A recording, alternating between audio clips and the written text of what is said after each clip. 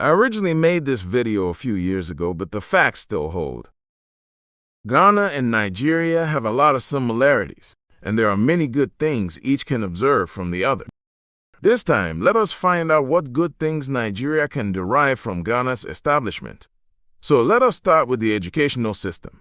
About educational institutions. The government of Ghana pays strong attention to public schooling.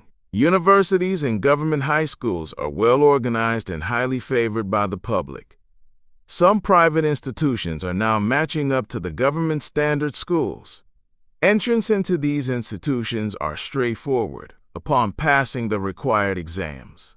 Ending time for course program is adequately on time without any disruption. Public schools such as Holy Child, Mawuli, St. Peter's, Achimota, Agri Memorial, just to mention a few, are very competitive to get into, much thanks to former President Kwame Nkrumah, who laid a strong educational foundation that is being successfully implemented by successive governments. Today, high schooling, technical, and vocational education are free in Ghana. Nigeria has enough resources to look into the concept of reviving and building confidence in the public secondary school system. People don't have to send their kids to high schools out of the country. Tertiary education also needs evaluation to remove many bottlenecks that hamper admissions. This is a cue they can take from Ghana. About power supply. Electricity is so vital for economic growth. This is a sector that afflicts many sub-Sahara countries. The rural industry, as well as foreign and major national concerns, need constant electricity to operate. Lack of power supply can demoralize public and private institutions, such as colleges, hospitals, and public works sectors. Inconsistent electricity supply can drive away prospective investors and even cause brain drain. Ghana has consistent electricity supply than Nigeria. Though Ghana may occasionally go through its shortfalls, it has a quick agenda to restore power. Can Nigeria observe how Ghana handles its power supply? That can help it look into the basics of restructuring the power industry.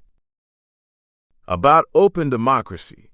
Ghana has a vibrant open democracy that makes room for investigative journalism and critical commentary that challenges government institutions. This form of power to the ordinary people strengthens inclusiveness, responsiveness, and accountability in the society. Ordinary people and the press are so free to challenge government authority, right from the presidency to the ministerial level, openly without reprimand. Nigeria also has press freedom to a large extent, except with a little limitation when it reaches the level of serious governmental scrutiny. Tolerance is needed for open democracy to function effectively. It wouldn't hurt to observe the system in Ghana carefully. About security climate. The level of security encourages many companies to consider the country as one of the major destinations for investment in Africa. It also encourages many tourists to visit. Currently, Nigeria is facing a high level of insecurity that creates an atmosphere of distrust. How can the country come out of this predicament? It wouldn't hurt to seek some information from Ghana's security system at all, since this is an African problem. About planned industrial strategy. Ghana has a clear industrialization vision. The driving force is the role of the leadership, the political will, and bipartisanship. Industrialization has become a bipartisan issue in Ghana, with the two major political parties recognizing its importance for the country's economic transformation. The Ghana Investment Promotion Center sits under the office of the president and plays an important role in planning the strategy.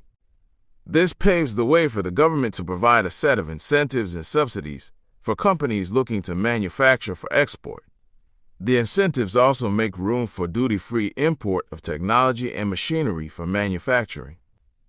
The industrial policy of Ghana aimed at using revenue from gold, new oil sector, and other emerging sectors to finance an ambitious economic diversification program. The policy planned and implemented measures to eliminate specific obstacles, such as trade barriers and hindrances, affecting industrial land availability for investment.